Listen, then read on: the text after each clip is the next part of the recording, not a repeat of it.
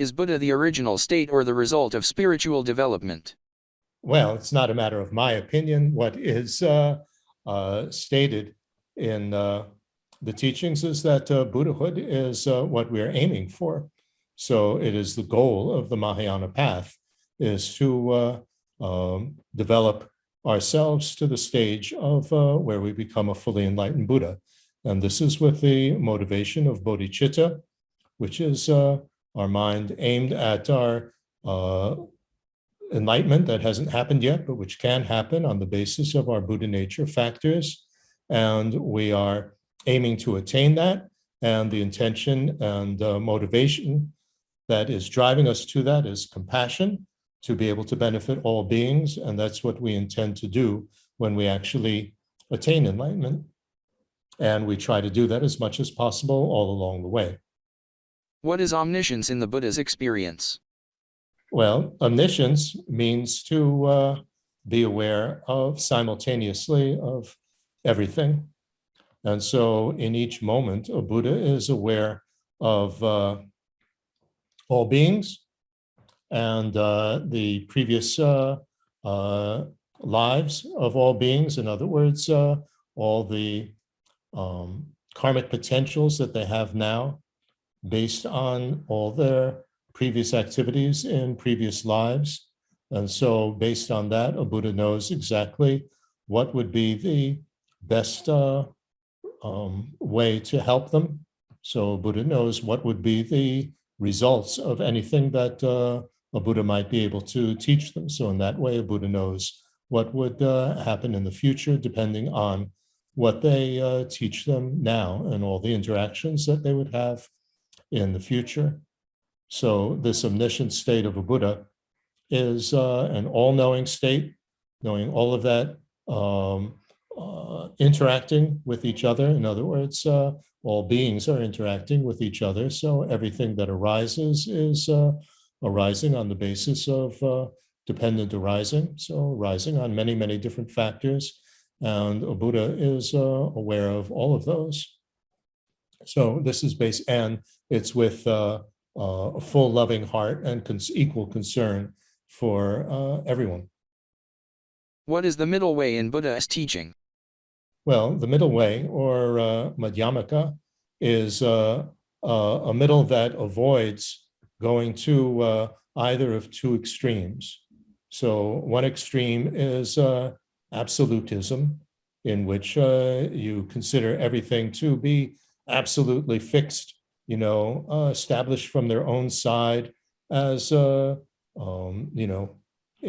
one particular way, all by itself, isolated from everything else. So that's an absolute type of way, which it would then be eternally like that. So sometimes that's called eternalism, but absolutism, I think, is a better way of saying that. And the other extreme is the extreme of nihilism, that nothing exists at all. So it's a middle way between neither. Middle way, by the way, doesn't mean that it's a little bit of both, half of one, half of the other. It doesn't mean that.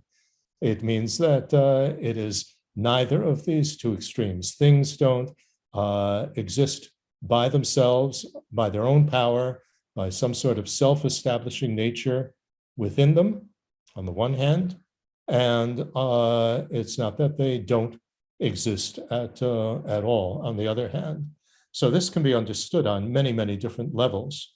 So if we take this at on the Prasangika level, as explained by Tsongkhapa, then we're speaking in terms of mental labeling.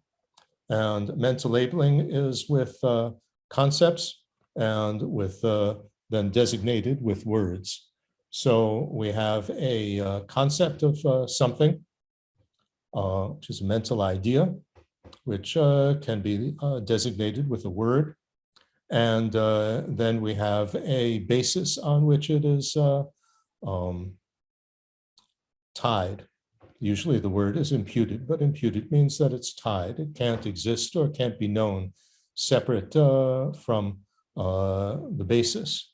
So if you take let's say, take a simple example, like none of the examples are terribly simple, but let's say a whole and parts. A whole is tied to parts. It can't exist separate from parts, and it can't be known separate from knowing at least some of the parts, if not all of the parts. So what is a whole? What is a whole? Well, what's a whole glass? Like this glass of water that I'm holding. So I mean, there's all the parts. There's the glass. There's this side. There's that side, etc.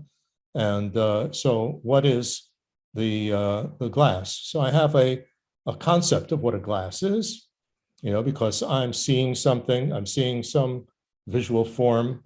I'm feeling some physical sensation of holding something. Glass of water, I can taste it, so it performs a function that I can actually, it will hold water and I can drink from it. So there are all these things. So I have a concept of a glass that is tied to all these parts, to all these things. And what does the concept refer to? Concept is just a concept. It's just an idea. And the word glass of water, that expression is just a word. That's just a sound that has been assigned a meaning by convention. So it refers to something. So, but what it refers to is not something that you can actually point to, in a sense. I mean, I can conventionally point to the glass. I'm not pointing to, the screen that you're seeing this on. But there's a difference between what a concept or word refers to, refers to something that performs a function, this glass of water. But then what would a concept correspond to? And what would correspond to something is like something outside of this whole conceptual framework that exists by itself, that there's a glass of water, self-established by itself, not in terms of what we call a glass of water, that convention, just established by what's called a self-establishing nature from its own side. And that the concept that I have of a glass of water corresponds exactly to that. I mean, that's what it is. So there is no such thing as that. There's nothing that corresponds to that concept.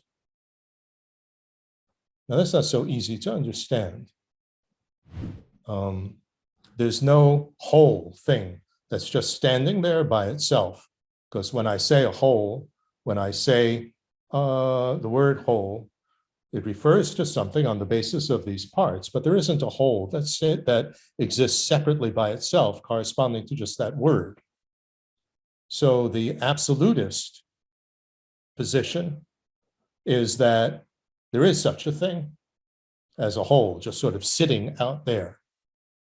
Or, if I say an emotion, well, an emotion, I'm feeling an emotion, refers to something, what I'm feeling, but it isn't that there's some emotion sitting out there, that every time I think of that emotion, there it is. That's what I'm talking about. That's the absolutist thing. The nihilist thing is saying that it doesn't refer to anything. And that's not the case either. It does refer to something that, that functions, but it's not some sort of solid type of thing. So this is very important that we understand that things don't exist like words in a dictionary.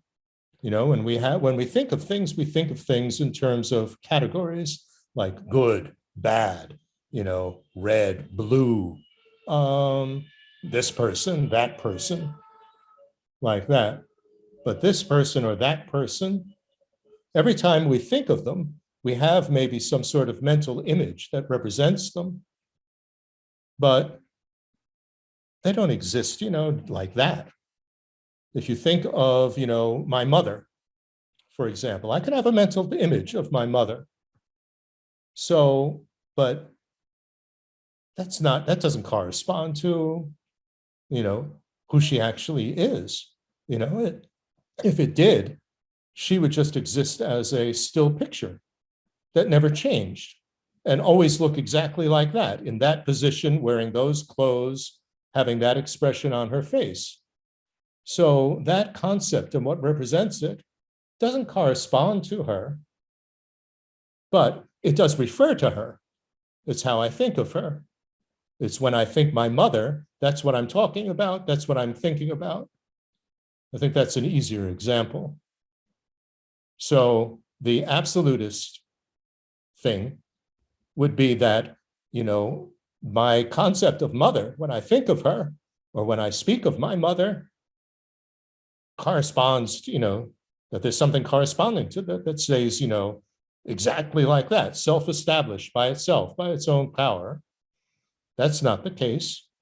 But it's also not the case that when I think of her or I speak about her, that's referring to nobody. It's not that it refers to nobody, it refers to somebody. That's the middle path. Who is Mara? Who is Mara? Mara is a representation of demonic forces. And demonic forces Mara comes from the Sanskrit word to kill. And MR,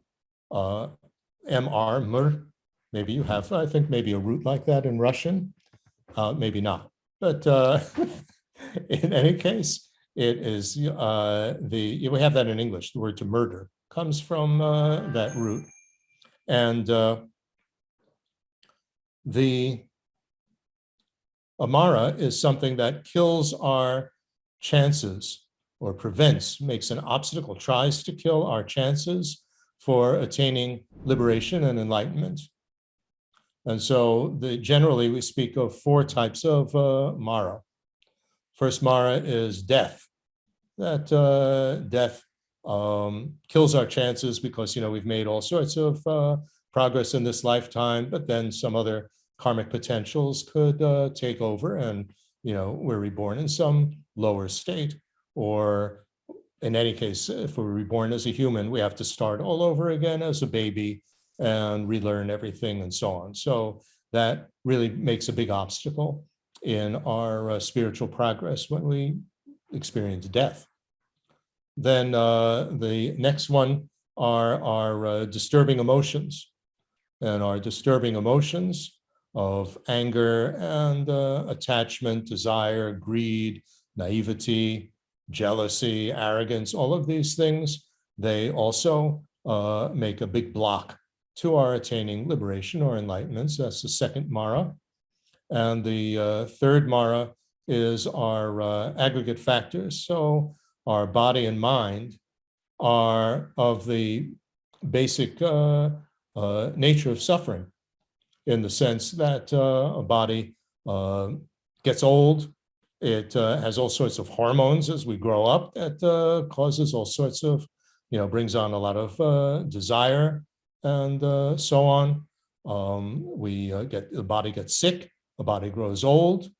Our minds as well are things that are, problematic. First, you have to train it. And then as you get old, your short-term memory fails, you forget things, your mental processes slow down, all these sort of things. So these are obstacles that prevent our liberation and enlightenment, the aggregates. And then the last one is referred to as the son of the gods, literally. And what that is referring to is distorted antagonistic views, so wrong views, that's usually called. And so when we are taught and believe these incorrect views, such as, that we are, some sort of permanent soul that never changes and so on, and that when we become liberated, we can exist independently of a body and mind, all these sort of things. These are obstacles to gaining a correct understanding that'll bring liberation and enlightenment. So these are the four maras: death, the disturbing emotions, the aggregates, and incorrect views. And they are sometimes represented as a figure, Mara. Buddha's activity, what is it? Buddha's activity is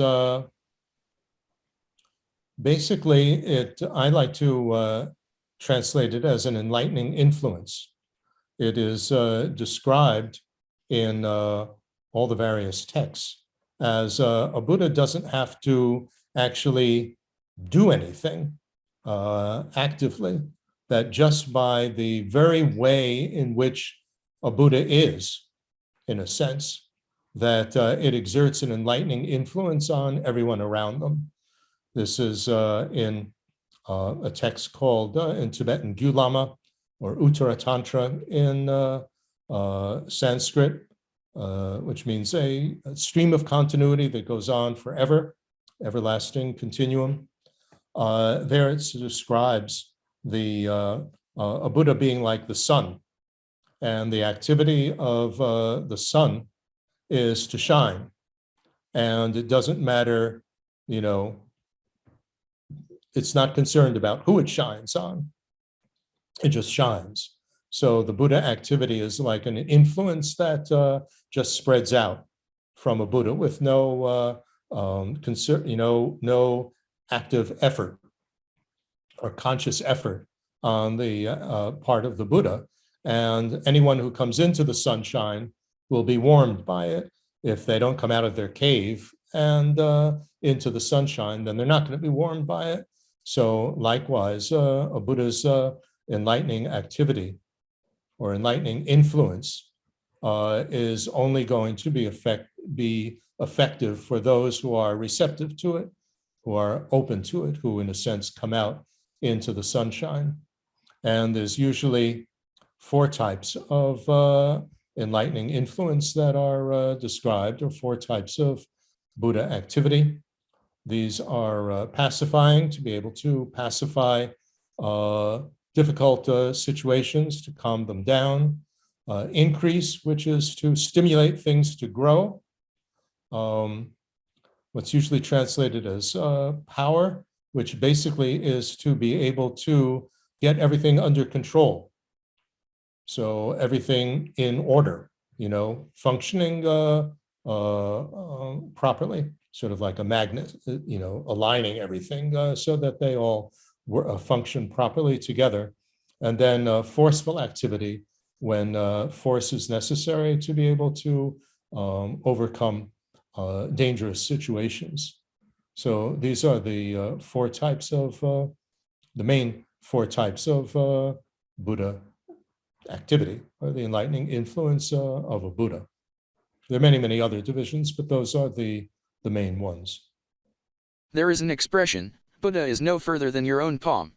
Does this mean that we have to look for Buddha in ourselves?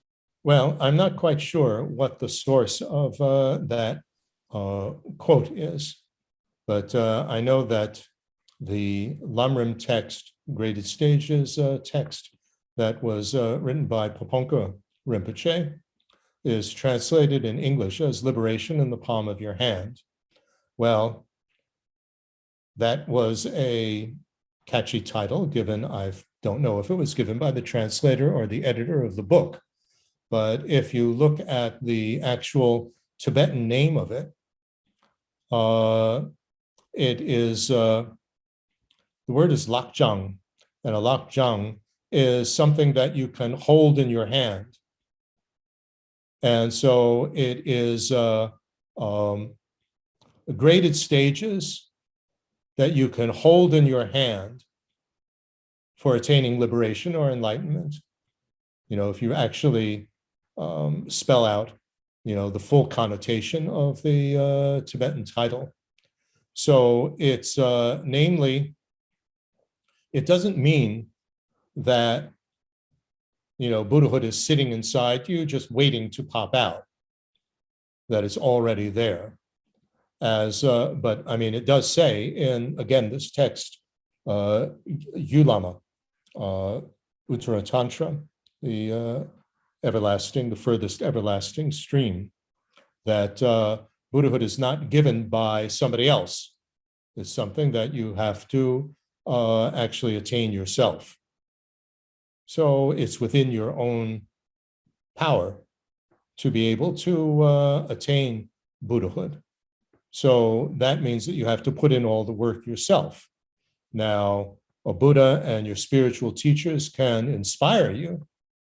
So you request their inspiration. Sometimes that is translated as asking for their blessings, but blessings is a word from Christianity. That's not a very helpful way of translating the Tibetan term. What it means is you're requesting their enlightening influence, basically, this Buddha activity, to literally uplift you or brighten you. That's the literal translation of the word that is translated sometimes as blessing.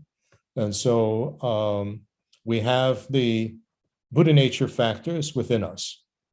These are the factors that will allow us to attain enlightenment and which will transform into the bodies of a Buddha that change from moment to moment. So we have the basic nature of the mind, which is its void nature, or in some of the Tibetan traditions, also the conventional nature of the mind. So this is what will allow us to become a Buddha. The deepest nature is what then continues as what's called the essential nature, or the Svabhava Kaya, essential nature body of a Buddha. And we have two, it's usually translated as a collection of merit and wisdom, but I prefer network. It's not just a collection, like a collection of stamps. They are the factors that all network together, interconnect and work together.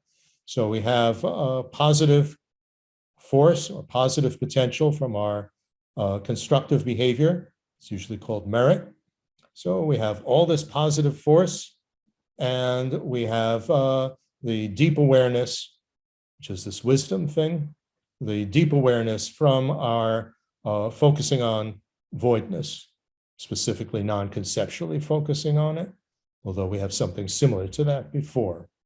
And so the positive force, positive potential, is what will transform into the form bodies of a Buddha. We build up positive potential from actually working to help others with bodhicitta, and that will transform into a body that actually will help others, in the fullest type of way.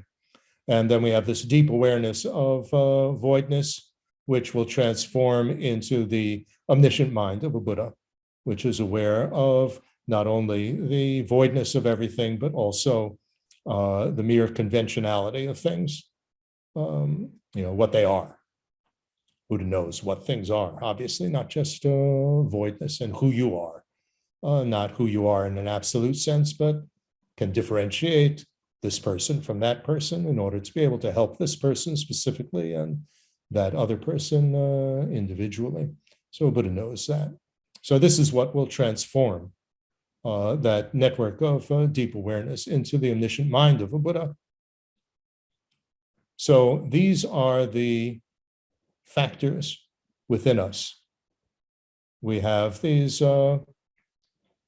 evolving factors, these two networks that can evolve to become the form bodies and omniscient mind of a Buddha. We have the abiding factor, which is the nature of the mind, void nature, or it could also include the conventional nature of the mind. And then the fact that these networks on our mental continuum can be stimulated to grow through the enlightening influence of the Buddhas, of the teachers, and so on. So this is what it means, but it's within our own power then to put in all the work to get all that positive potential, to build up that network of positive potential, to build up that network of deep awareness. But it's based on these factors that are that we have within us. But that doesn't mean that Buddhahood is sitting inside us and waiting to pop out. Your spiritual advice for the Losar holiday. Well, just a few days ago, we had the Lunar New Year, which it's usually just called the Lunar New Year, but or sometimes it's called the Chinese New Year, which is celebrated by the Chinese, the Koreans, the Japanese, and all the Southeast Asians in their countries. And this is based on the Chinese calendar, which, like the Tibetan calendar, is a lunar calendar, but the Chinese calendar and the lunar calendar the Chinese calendar and the Tibetan calendar don't always correspond. Because they are based on lunar cycles, 12 cycles of full moon, new moon and full moon, that they aren't the same. They're shorter than a solar year, when the sun returns to the same spot that it was each year at a certain point. And so every number of years, you have to add an extra month to the calendar in order to make it correlate to the solar year, at least approximately. And so the rules by which the Chinese calendar adds the months, the extra month, and the rule by which the Tibetan calendar adds the month are different. So sometimes Tibetan New Year and Chinese New Year correspond to each other the same time, same day of a new moon, and sometimes they don't correspond. And this is a year in which they don't correspond. So we had Chinese New Year, if you want to call it Chinese, but as I say, it's shared by all these other traditions in Asia. A few days ago, from when this recording is made, this interview is made, and so that was in the beginning of February, and the Tibetan Losar, the Tibetan New Year, will be, I believe it's the 3rd of March. I may be wrong on that by a day or so, but it's a month later. So in any case, advice for, just so that you don't get confused, that people don't get confused, that there are two Losars. But anyway, advice for either of them is, what can I say? We are in a difficult period with COVID. We are in a difficult period in the world situation and politics that are going on now in many, many places of the world. And as His Holiness the Dalai Lama always says, it's very important not to become pessimistic. If we become pessimistic and depressed, then all that does is put you in a bad mood and make you very unhappy. And it doesn't help anything. And so it's a much better strategy for dealing with difficult times to try to be optimistic and never to give up hope. Well, hope also has to be realistic, not hoping for, something that is impossible to attain, but hope that is realistic. And the way to give us hope, His Holiness says, is to think of little things that have gone better. And if things have improved for a little bit about whatever that little bit might be in your own personal life, or in your city, or in your country, or in your family, something like that. That is something which is uplifting. It inspires you, and it can give you hope that other things as well will improve and get better. So this is part of what is there for dealing with our difficult situation. The other aspect of it, there are two further aspects of it. One aspect, in addition, is to be aware of impermanence, that things change and nothing is forever. And so things will not always stay exactly the way that they are. And then in addition, things go up and down. So that's the nature of samsara, that it goes up and down. That's the difficulty of samsara. One of the difficulties of samsara is that there's no security. You never know when it's going to go up or it's going to go down. And that happens all the time. So things could get worse, but things can also get better. And they will continue to go up and down. And so we shouldn't have an unrealistic expectation that things will always get better. That's not going to happen either. So if we have a realistic attitude and then stay aware that we are not alone in this difficult time, we're not the only one experiencing the difficulties. Everybody is in the same situation. This pandemic is global. The political difficulties that, or economic difficulties that might be going on in the world affect everybody. They affect each individual in each country in a different way, but they affect everybody. I mean, this is the result of our globalization. Climate change, all of that is affecting everybody. And so we're all in this together and we're not alone. You know, this is what often makes difficult situations very frightening, is because we think that we're the only one experiencing them and there's nobody else.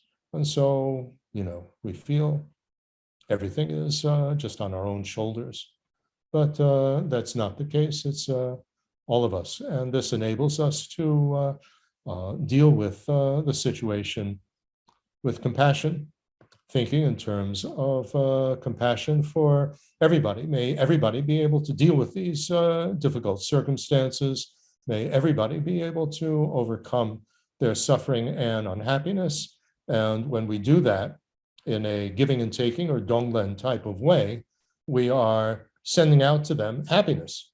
We're sending out to them, you know, the ability to deal with a difficult situation and to be optimistic and not to get depressed and so on. And when we generate that in ourselves, to be able to emanate that to others in this donglen practice, in this giving and taking, then obviously we're experiencing it ourselves. We've generated it in ourselves. And so in that sense, we benefit from it as well. So this giving and taking practice is also very helpful in this difficult time. So this is my advice. You know, it would be nice if this next year, you know, the pandemic is over, but it might not be over. You know, there can be new variants which come along, new mutations. The political situation could get better, it could get worse. But this is the importance of what's called armor-like perseverance. The perseverance that, you know, is like a suit of armor. You know, I don't care how difficult it gets. I'm not going to give up. I'm going to continue working on the spiritual path and working specifically to be able to benefit everybody, because we are all in this situation together. So that's my advice. Congratulations to Buddhists all over the world on the Losar holiday.